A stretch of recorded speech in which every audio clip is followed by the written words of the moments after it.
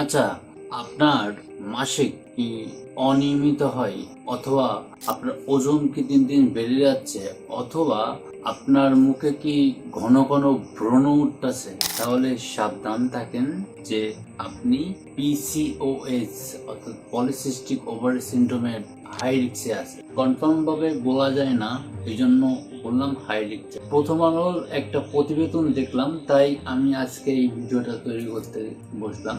সেখানে বলা হচ্ছে যে বাংলাদেশে প্রায় 10 জনের একজন এই পিসিওএস এর শিকার। তো পিসিওএস সম্পর্কে আজকে আমরা কথা বলবো।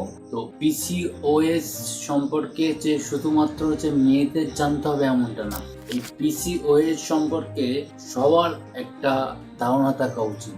তো আমি সংক্ষেপের মধ্যে ভিডিওটা শেষ করে দেব। তো আজকের ভিডিওর মধ্যে আমি এমন কিছু কথা বলবো, সেই কথাগুলো আপনি ইউটিউব খুঁজে তন্ন তন্ন করে খুঁজেও কোথাও পাবেন না। আমি কথা দিচ্ছি, এমন কিছু কথা বলবো, সে কথা যদি আপনি মেনে চলেন তাহলে হয়তো আপনার পিসিওএস নাও হতে পারে। বাই দ্য ওয়ে, পিসিওএস অর্থাৎ পলিসিস্টিক ওভারি সিনড্রোম। আচ্ছা, পলিসিস্টিক ওভারি সিনড্রোম এটা কি? এটা জানতে হলে আমাদের প্রথমে জানতে হবে যে ফিমেল জেনিটাল অর্গান সম্পর্কে।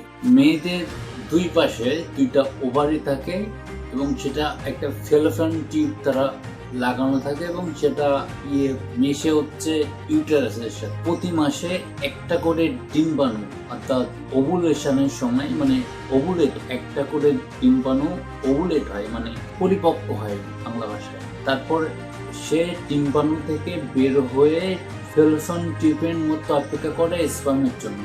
যদি স্পার্মের সাথে সে মিলিত হতে না পারে তাহলে মেনস্ট্রুয়াল সাইকেলের মাধ্যমে বা মেনস্ট্রুয়ালের মাধ্যমে ব্লিডিং হয়ে বের হয়ে যায়। এখন যদি সেটা না হয়, যদি তার মাসিক বন্ধ থাকে এবং যদি তার ওজন দিন দিন বেড়ে যেতে থাকে এবং তার চুল পড়া শুরু হয় এবং মুখে ব্রণ বেরোনো শুরু হয়, তাহলে এটা ধরে নিতে হবে আপনার যে এটা পলিসিস্টিক ওভারি ঢুকে যাচ্ছে। আপনি কনফার্ম হবেন কি করে এটা আমি বলবো। এবার একটু আছে যে পলিসিস্টিক ওভারি সিনড্রোম। এই যে বললাম না, ওভারি মেয়েদের দুইটা ওভারি থাকে। বাই দ্য ওয়ে, এই যে পলিসিস্টিক ওভারি সিনড্রোম, এর কারণে কি হতে পারে? এর কারণে ইনফার্টিলিটি, অর্থাৎ একটা মেয়ে বাচ্চা প্রসব করতে পারবে না, অর্থাৎ কনসেপ্ট করতে পারবে না। 2 নাম্বার হচ্ছে, যদি ট্রিটমেন্ট না করা হয় তাহলে ওভারিয়ান কার্সিনোমা, অর্থাৎ ওভারিতে ক্যান্সার হওয়ার সম্ভাবনা অনেক। এবার আছে পিসিওএস, পলিসিস্টিক ওভারি সিনড্রোম। তো এই যে ওভারি আছে, এই ওভারির মধ্যে যদি একের অধিক ছোট ছোট সিস্ট, তার মধ্যে ওয়াটার, জল থাকতে পারে, পার্স পুষ থাকতে পারে, যাই থাকুক না কেন, সব ক্ষেত্রে এটাকে বলা হবে যে পলিসিস্টিক ওভারি সিনড্রোম বা পলিসিস্টিক ওভারি সিনড্রোম বলা হবে। তো তাহলে বোঝা গেল যে পলিসিস্টিক ওভারি সিনড্রোম কি, যে ওভারিতে যদি একের অধিক সিস্ট তৈরি হয় তাহলে সেটাকে বলা হয় পলিসিস্টিক ওভারি সিনড্রোম। এবার সংক্ষেপে একটু বলি যে কেন হয় এটা, মানে মেডিকেল ব্যাখ্যা দিচ্ছি যে কেন হয়। দেখেন, একটা মেয়ের শরীরে বা একটা ছেলের শরীরে, দুই শরীরেই কিন্তু ছেলেদের হরমোন থাকে, মেয়েদের হরমোন থাকে। অর্থাৎ মেয়েদের শরীরে ছেলেদের হরমোন থাকে, কারণ মেয়েদের হরমোন থাকে, আবার ছেলেদের শরীরে ছেলেদের হরমোন থাকে, মেয়েদের হরমোন থাকে। এখন কথা হচ্ছে, মেয়েদের শরীরে মেয়েদের যে হরমোন ইস্ট্রোজেন এবং প্রোজেস্টেরন হরমোন বেশি থাকে, এজন্য তারা মেয়ে। এবং ছেলে এবং টেস্টোস্টেরন হরমোন যেটা ছেলেদের বেশি থাকে, ইস্ট্রোজেন প্রোজেস্টেরন কম থাকে ছেলেদের, এজন্য হচ্ছে এরা ছেলে। এখন যদি কোনো কারণে এই হরমোনের ডিসব্যালেন্স হয়, অর্থাৎ যদি ইস্ট্রোজেন প্রোজেস্টেরন কমে যায় এবং টেস্টোস্টেরন হরমোন কোনো মেয়ের বেড়ে যায়, সেক্ষেত্রে কি হবে? সেক্ষেত্রে তার অনাকাঙ্ক্ষিত চুল তৈরি হওয়া শুরু হবে, মুখে ব্রণ বের হওয়া শুরু হবে এবং মাথার থেকে চুল, বিশেষ করে মাথা থেকে চুল পড়ে যাবে, মানে পড়ে যাবে, আস্তে আস্তে পড়া শুরু করবে। তো এই যে হরমোনাল ডিসব্যালেন্স, এইটার কারণে অ্যাকচুয়ালি পলিসিস্টিক ওভারি সিনড্রোম হয়। তাছাড়াও অনেক কারণ আছে, এগুলো আমি পরে বলতেছি। এবার আসি যে এর লক্ষণ কি কি, অর্থাৎ আপনি কি থেকে বুঝবেন যে পলিসিস্টিক ওভারি সিনড্রোম হয়েছে। ফার্স্ট অফ অল বললাম যে অনিয়মিত মাসিক, ইরেগুলার মেনস্ট্রুয়েশন বা ইরেগুলার মেনস্ট্রুয়াল সাইকেল বা মাসিক বন্ধ হয়ে যাওয়া। এখন মাসিক বন্ধ হয়ে যাওয়া বলতে যে একেবারে বন্ধ তা না, এখানে আমি বোঝাচ্ছি যে দীর্ঘ অনেক দিন ধরে 6 মাস 7 মাস ধরে তার মাসিক পড়ছে না। এটা অনিয়মিত মাসিক মানে হচ্ছে এই মাসে হলো, সামনের 2 মাস পাস গেল, তারপরে আবার এই অনিয়মিত মাসিক 1 নম্বর কারণ। 2 নম্বর কারণ হচ্ছে 3 দিন মোটা হয়ে যাওয়া। মোটা থাকা একটা ব্যাপার, আর 3 দিন মোটা হয়ে যাওয়া। আমি বেশি খাচ্ছি না কোনো কিছু, বাট আমি 3 দিন মোটা হয়ে যাচ্ছি, এটা হচ্ছে লক্ষণ। 2 নম্বর লক্ষণ। 3 নম্বর লক্ষণ যেটা হচ্ছে যে তার বেলি ফ্যাট, অর্থাৎ পেটের ফ্যাট, মানে শরীরে যেখানে চর্বি থাকুক না কেন বেলি ফ্যাটটা বেশি থাকবে, বেলি ফ্যাটটা বেশি থাকবে। 4 নম্বর হচ্ছে তার চুল পড়ে যাবে, চুল পড়ে যাওয়া শুরু করে। 5 নম্বর লক্ষণ হচ্ছে মুখে ব্রণ দেখা দিবে। এবার বলি যে আপনি কনফার্ম হবেন কিভাবে। 3টা জিনিস দিয়ে কনফার্ম হতে হবে। 1 নম্বর হচ্ছে যে তার ইরেগুলার মেনস্ট্রুয়াল অনেক দিন ধরে হবে, 1 দিন 2 দিন না, অনেক দিন ধরে হবে। 2 নম্বর বা মাসিক অনেক দিন ধরে বন্ধ থাকবে। 2 নম্বর হচ্ছে তার চুল পড়ে যাবে, সে বলবে যে আমার চুল পড়ে যাচ্ছে। 3 নম্বর হচ্ছে তারকে যদি প্রশ্ন করা হয় যে আপনার মুখে ব্রণ কেমন হয়, যদি বলে হ্যাঁ আমার মুখে ব্রণ হয়, তাহলে আপনি ধরে নেবেন যে সে 70% থেকে 80% উইথাউট ডায়াগনোসিস পলিসিস্টিক ওভারি সিনড্রোমে আক্রান্ত। এখন পলিসিস্টিক ওভারি সিনড্রোমে আক্রান্ত, এটাতে শুধুমাত্র বিবাহিত ক্ষেত্রে না, বিবাহিতর ক্ষেত্রে কি হবে, যদি যে বাচ্চা তার না থাকে তাহলে তার বাচ্চা না হওয়ার সম্ভাবনা অনেক। যদি যেটাকে ট্রিটমেন্ট না করা হয় তাহলে ওভারিয়ান ক্যান্সার হওয়ার সম্ভাবনা অনেক।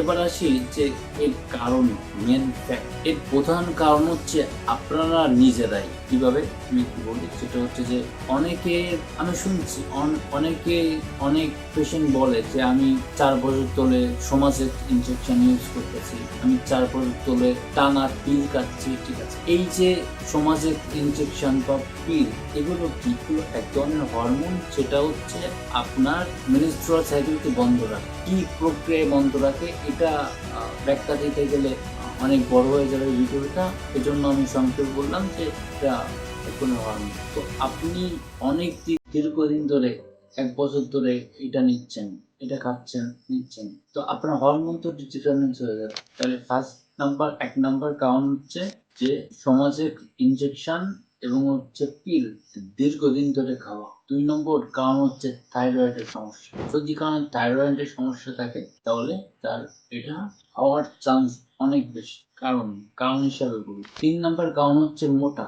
ঠিক আছে, আপনি যদি মোটা হয়ে থাকেন এবং আপনি যদি মোটা হয়ে থাকেন তাহলে তো চান্স অনেক বেশি, এবং আপনি যদি দিন দিন মোটা হচ্ছেন কিন্তু আপনি ওজন কমাতে পারতেছেন না, সেক্ষেত্রে আরো বেশি। 4 নম্বর যে কারণ, সেটা হচ্ছে যে ইনসুলিন রেজিস্ট্যান্স, অর্থাৎ আপনার শরীরে ডায়াবেটিস নাই বাট ইনসুলিন রেজিস্ট, এটা মেটাবলিক সিনড্রোমের আওতায় পড়ে।